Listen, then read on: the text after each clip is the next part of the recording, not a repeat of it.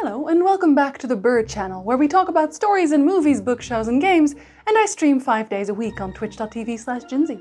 It's very hot in this room, and especially this outfit, so if you hear a fan in the background, no you don't. Today we're going to have a little talk about creepy stories in an otherwise very regular, happy game. Or, at the very least, not scary per se. Final Fantasy XIV. You might think to yourself, well, Jinzy, Final Fantasy XIV has quite a few darker stories. It isn't really a bright, bubbly game all the time. You'd be right, of course, but as mentioned before, it is not a horror game. And that's the point.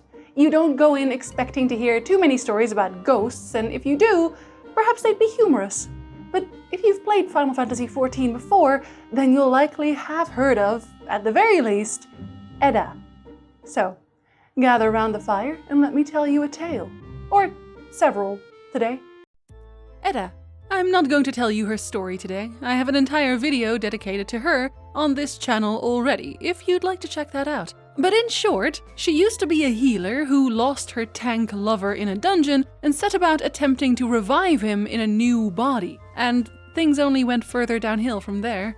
Final Fantasy XIV has a few stories like this. Overall, I'd say this game is quite happy. Even when dramatic moments happen, they're usually offset by some jokes after a while. And there is, of course, the Hildebrand story, which is just one long quest to find the silliest situations to find ourselves in.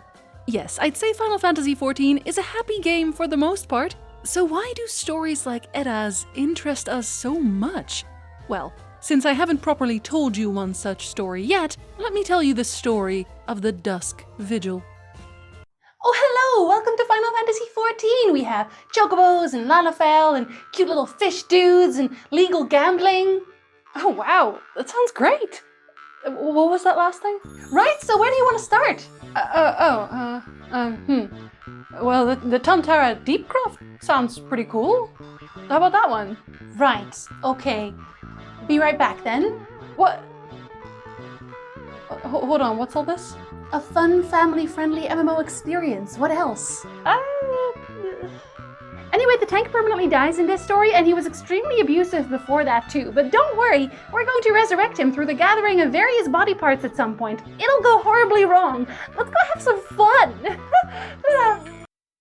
Western Kurthus, a frosty zone in the land of Eorzea, was largely abandoned after the calamity. I say largely because the Dusk Vigil was the exception to that rule. Its forces refused to withdraw at their own peril because none ever sent word from those fortifications again. Its defenders soon presumed dead. While most no longer speak of these events and would rather forget about them altogether, a man you meet in Kurthus, Father Welthau, feels differently. We find him shouting at the surrounding soldiers, calling them shameful cowards, as none would accept his quest. He begs the Warrior of Light to enter the Dusk Vigil once more to retrieve a priceless treasure, an ice rondel set in the helm of a sculpture depicting the Fury within the Vigil's chapel.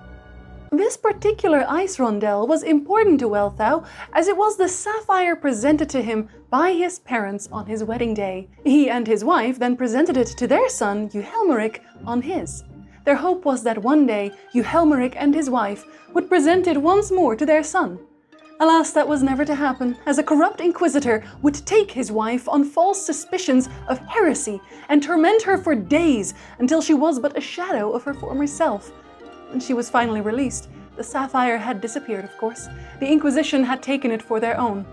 That wasn't just a guess, as when Uhelmeric took command at the Dusk Vigil one day, he found the gemstone sitting neatly in the Fury statue, commissioned by the Inquisition. Little did he know that would only be the start of his sorrow. When the moon Dalamut fell from the sky that fateful day, now known as the Calamity, it could be seen from Kurthus all the same, and its destruction was felt in waves, so too in the Dusk Vigil. As the surrounding holds fled their posts, however, the Dusk Vigil stood firm, although not because its soldiers were very keen to do so. One man, Uhelmeric, simply refused to leave. We find notes spread throughout the ruins explaining, without too much detail, what happened next. Sir Pasquare Norte witnessed Dalamut's fall and it is his diary we collect along the way. He describes how the vigil was thoroughly beyond repair after the calamity, and the officers had pleaded with Sir Euhelmeric to withdraw at once, yet he refused. "We will hold it to the last, for we are the shields on the wall, the defenders of the Holy See," he said. His soldiers were not as strong as he. Eventually, injuries, hunger, and illness would befall the small garrison, and given their dwindling supplies, Nortay noted that they would have to make some difficult decisions soon. The weather grew worse every day. At this point, leaving was likely not even an option anymore due to the wild blizzard raging outside. Morale was dropping, no reinforcements had arrived from the Holy See, and they assumed at this point that none would ever come. Euhelmeric, meanwhile, sat inside the chapel for hours, praying to the statue of the Fury, to his family Sapphire for guidance. At least that's how the steward described it to Nortay. In reality, the poor soldier chanced to see him once, kneeling before the statue. His eyes were transfixed upon the jewel in its helm, and he was whispering things Nortay dared not write of. Eventually, things would take a turn for the worst, if even you could call it a turn at all. This had really been inevitable. Mutiny. Nortay stood by Euhelmeric throughout it. The soldiers, starving and half mad, had lost their heads for their actions. Among them were Euhelmeric's most trusted officers. A while later, he asked Nortay to join him in the chapel and informed him that they would not last without food. He smiled and told him that the Fury had blessed them with a bounty of fresh meat, then returned to his prayers, joined by Nortay. The next diary entry is as you might expect. Nortay writes that he's been party to unspeakable acts. He would never see his children again, nor would he want them to look upon him any longer, not after what he'd done. He was outside her grace. To survive, of course, they had eaten the flesh of their slain comrades. It would not matter, they would all die there, each and every one bound now to this tomb of their own making. We find Euhelmeric's shambling corpse in the middle of the ruins, still fighting, still refusing to leave his post. Wandering the halls are not only the remnants of his garrison, but the fading souls of those who, while they might have escaped this curse of the living dead, still could find no rest in the afterlife. Perhaps our party, come to take this cursed jewel, can finally grant them some form of peace. And that is the story of the Dusk Vigil. Yes, disaster, obsession, cannibalism. Not necessarily things you'd expect when you look at this promotional art for Final Fantasy XIV, and yet strangely, especially in MMOs, creepy stories like these exist all too often in otherwise perfectly unterrifying games. In fact, some games take advantage of a cute aesthetic to trick you into thinking you're not about to jump out of your chair, only to turn around and reveal themselves as something of a horror game altogether, like Doki Doki Literature Club. Although that does get a bit old after a while when more games copy the exact same formula. Hey John? Yes, hello, what? I think it's time we stepped into some happier games for a bit. Oh, absolutely, definitely. How about a friendship club? Right, okay, so something like a slice of life storyline? Yeah, exactly, except then, at the end, everyone stabs each other. Right, we stab... What? Everyone stabs each other? As friends, of course. John. Yes. Get out. Don't be mad. Have a friendship stab. Out! So what's up with that? Well, it's a mix of using biology to increase the scare factor and perhaps game developers who make very pleasant stories getting tired of the pleasant stories. Biology-wise, we like cute things. That's a survival instinct for the most part, because to survive we need to have babies, and we have to want to care for those babies because, unlike a large part of the animal kingdom, human babies are completely useless for the first couple years. As long as our brain thinks baby cute, they'll be alright. When we look at cute things, our brain throws dopamine our way, and of course, we get comfortable around cute things. After all, they can't generally hurt us. For that reason, cute games that suddenly pull the horror card have a much deeper impact on us than a game that simply tells us what it is on the tin.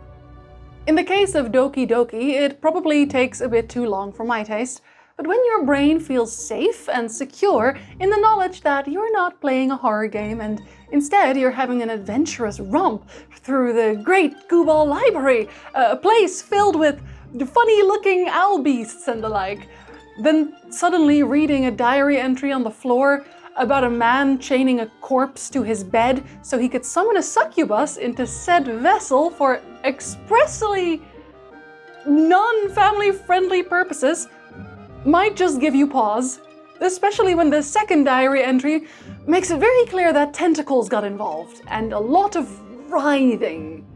It's the juxtaposition that gets us.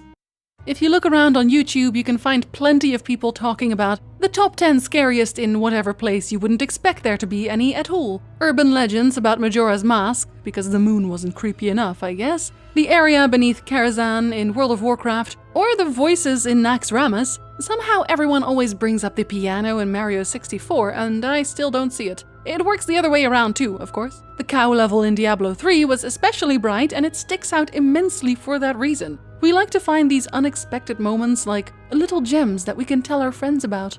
Such as another story, sort of, that I'd like to tell you. Once again in Final Fantasy XIV. That of Sophia. Except it's more about her role in another person's tale.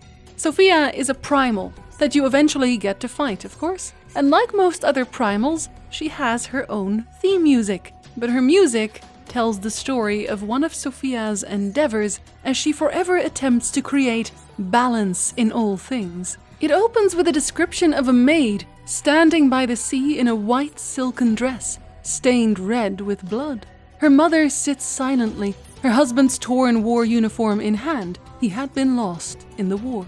At that point, the girl's mother started abusing her, beating her. In desperation, she prayed to the goddess Sophia, who answered in a whisper that equilibrium must be restored, implying that as her father had left this world, so too should her mother, after which she was to throw herself unto her death, to at last restore true balance. Her literal words,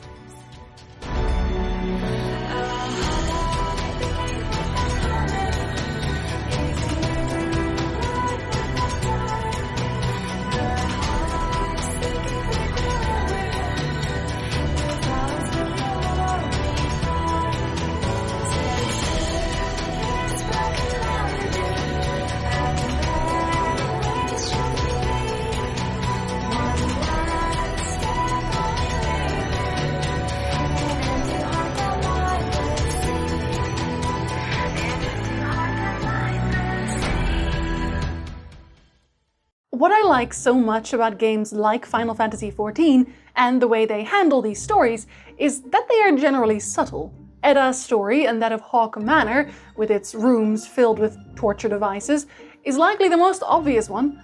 The majority of players don't bother picking up the various journal scraps in dungeons, regardless of the interesting stories they tell. So they don't hear the gruesome stories they tell. And in Sophia's case, they are the lyrics to her theme, one that you have to think about to understand even. In even further cases, you'll need to read several descriptions of rather obscure items, like Etherochemical Compound 666, a strange little creature that, at one point, started sprouting, and I quote, decidedly Lalafellan hands. And after reading a few more descriptions relating to the Allagan areas, it becomes quite clear that the Allagan Empire was up to some extremely disastrous experimenting indeed. Remember those diary entries I mentioned in passing before? The one with the corpse chained to a bed and the tentacles from the Great Gooball Library? Well, if you dig a little deeper and read the Lord of Verminion description of the wind-up succubus minion, you will learn that the man who wrote those entries was likely a Gridanian goldsmith. The succubus minion was created by him, and it was 100% anatomically correct. The man was reportedly hanged for the crime of ritual summoning after the guard discovered countless void-related clockwork models in his home, leading him to an obsession with, well, the succubus. And so he attempted to summon one of his own, using a corpse, chained to a bed. He was fun at parties. Wow, this dungeon looks amazing! That's incredible! Look at all Oh, what's this? Oh, a note. The tentacles. So many tentacles. And the sound of it writhing on the bed. God's just listening to it is agony. I've made a terrible mistake. Okay, that's enough critically acclaimed MMO for one day. He made more minions than just the succubus too, like the wind-up Echidna, where we further learn that the man's body went missing after his hanging. On the back of the doll was carved, "And in the endless darkness I found her." Or was it she found me? On the wind-up Skatash is another inscription. "With this I profess my love to thee."